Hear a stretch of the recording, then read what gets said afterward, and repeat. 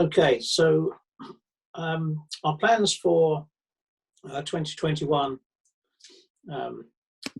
are there's threefold really. One is the actual planting that we are going to have in the field. There's also quite a lot of construction that we're going to carry out as well. And we're going to try as best we can to extend our what we can give to the community. So this will involve extending our opportunity to help others.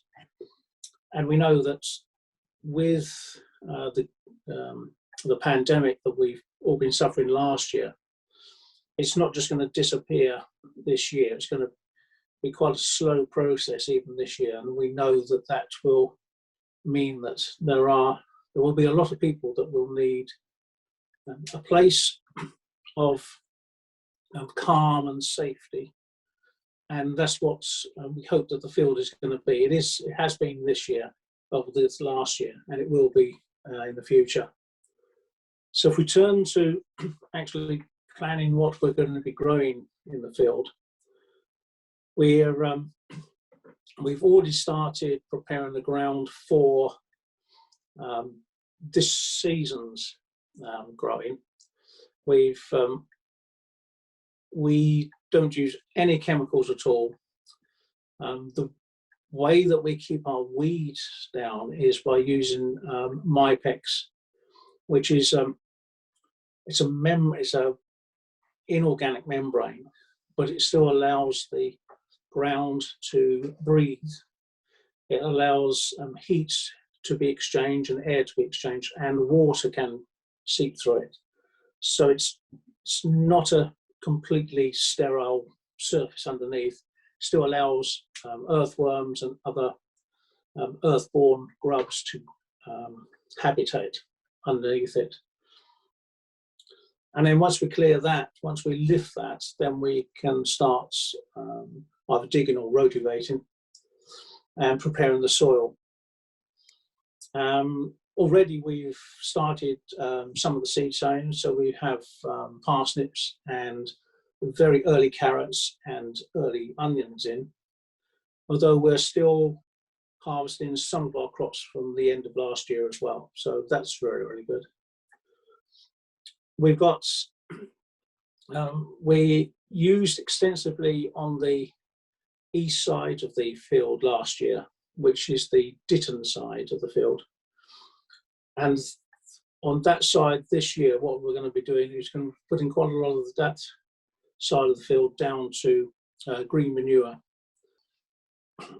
Okay, so if we look at which way do we? So the green manure is on the as you're looking at the map, it's on the right hand side, kind of halfway down. It's the white area.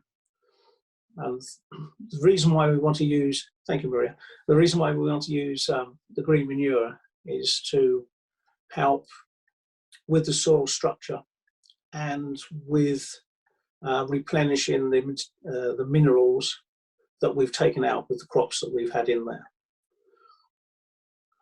This also helps with the rotation that we're trying to start up again this year.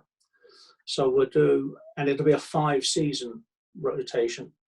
Most rotations are based on 4 seasons, but if you do a 5-season, then you get a year when it's completely fallow and we don't touch the ground at all. And that's what I want to introduce into the plot. By doing this, it also means that because we're not using chemicals, then the natural pathogens within the plants and within the soil itself will help us to keep the pests and diseases down to the minimum.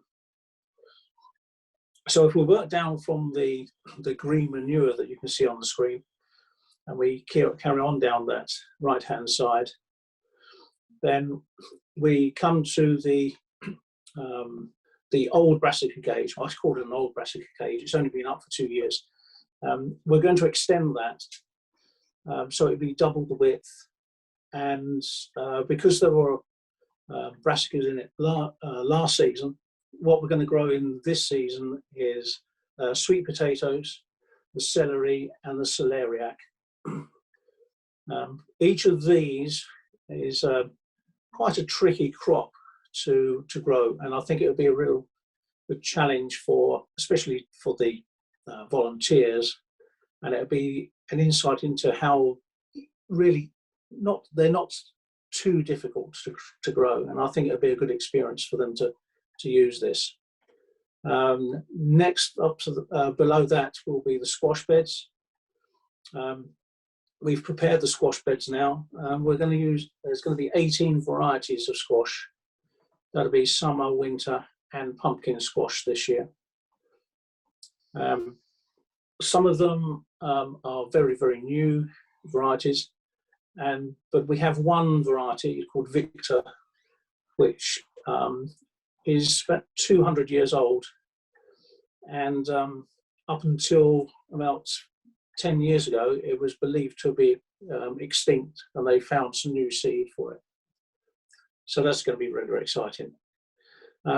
Next along will be the potatoes, and we're going to have about 12 varieties of potatoes, and also an experimental row where we'll have 6 varieties of potatoes in one row,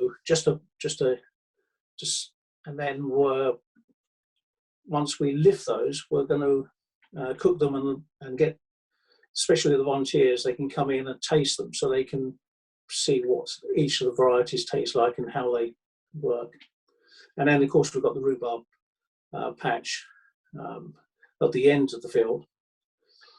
And talking of rhubarb, thanks to Julia, we've now got a second rhubarb patch that we put in on Tuesday, and that's right at the top end of the field, right near where the leaf garden is. So that's really, really good. Also up there we're extending the raised beds, and this is where the education will take place, mainly for the school groups, so that they can all be together and they're not too scattered about from each other. It's important that they are allowed to work together without hindrance to their any physical difficulties that they have. And then on from there, we are growing our onions and our garlic.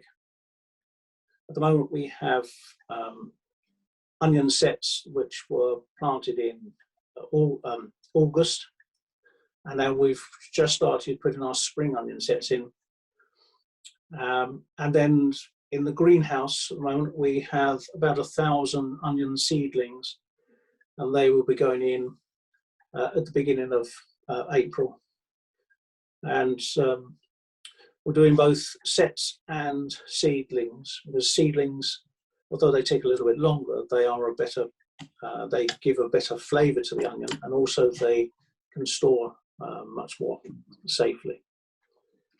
Also in that patch is going to be a sweet corn square with about 240 sweet corn plants. The reason why we're putting them there is because that's quite prone to flooding when we do get rain, and sweet corn are very thirsty plants. So we're trying to use the field and the soil to cater for the plants, rather than putting plants where they wouldn't survive quite so well. On from there, we have the no dig and dig bed. We've put these two together, and we're going to put the same plants in each, and then we can compare the two. This is also helping one of our volunteers from the summer, who is at the moment studying for a degree in horticulture at Hadlow College, and this is going to be part of her dissertation. So we're supporting her in this endeavour. And then we come to the new Brassica Cage, which at the moment has got a few brassicas in it, but that will continue. We've got about 500 spring cabbages, which are growing at the moment, seedlings, and another 500 summer autumn ones as well, along with cauliflowers and broccoli. So they will all go into that cage. There's enough room in there for just under 1,000 plants, so that will keep us going during the summer and autumn. And then once they clear, then we can start putting in our winter cabbage and the Brussels sprouts and the kale as well. So that will follow on. So then, and all around the Brassica Cage, we have sown calendula seeds, which will help to reduce the amount of whitefly that will be on the brassicas. Brassicas are notorious for picking up whitefly, and the smell of the calendulas is enough to deter them. It won't stop them completely, but it will deter them. So further on, next to that, we've already sown our autumn sown broad beans. And then next to that, we've just started sowing our spring peas. So we've got early peas in there. This is a Meteor, and we'll then, next to those will be the dwarf French beans, and the rest of that patch will be put over to salad crops. So that includes the lettuce, the chard, spinach, the cumin, coriander, and pak choi, and salad leaves. So that will fill that space up completely. We will put them, we won't sow complete rows, we'll sow them in quarter rows, and we'll sow a quarter row each 3 weeks. So we don't have a glut, but we have a continuous supply of salads. We then have a pathway which is growing chamomile, and then after that we have what we're starting to do this year is a moon phase area, and 2 of our volunteers have already agreed to lead this, which is really, really good. And again, it's an experimental area that we can pursue and see if there's any difference in growing towards the phases of the moon, or whether there's no physical change at all. Then we go on to the root crops, and this will be carrots, beetroot, swede, turnips, and kohlrabi. And then at the top of the field, we've already, as I said, we've already started putting our parsnips in, but also up there we'll have leeks, the late pak choi, the main crop carrots, but also scorzonera and salsify as well. These are root vegetables that aren't that popular in this country at the moment, but I think with the help of Donna especially, we'll be able to use some of these by giving out recipes. So that'll be good. So that is all of the planting. The other things we've got are just a few things that are new for this season. I think we may have grown before, but not while I've been here. Is lemongrass, a melon, watermelon, ginger, purple cauliflower, and red, white, and pink kale. So,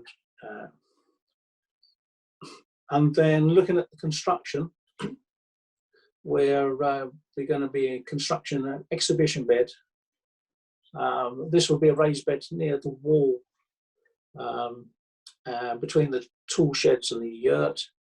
and it will showcase to show how to grow show bench vegetables. We also look at tips on how to show and exhibit to the best advantage. There'll be a training raised bed, and this will be constructed with everyone else's help by Naomi, Donna and Bonnie, and it's part of the course that they're attending. There will also be a home education bed there as well, which will facilitate the practical education for the home educators. We have a new shed to put up. We're planning on building a bicycle rack from recycled pallets. We do get quite a few volunteers visiting us on cycle, so it's as well that we have somewhere secure that they can keep their bicycles while they're there. The flower pathways, which I've alluded to already, there will be 8 flower pathways altogether, some for companion flowers, and some also for helping with the well-being of everybody that visits, as part, and also part of the Century Garden. There'll be a bagged compost store, again made out of pallets. The Brassica Cage, as I said, will be extended. And part of the tomato growing is that we're going to, along the edge or the outside of the solar tunnel, we're going to build a structure so that we can have hanging baskets full of tomatoes, and there'll be about between 50 and 60 hanging baskets with various tomatoes in it from there.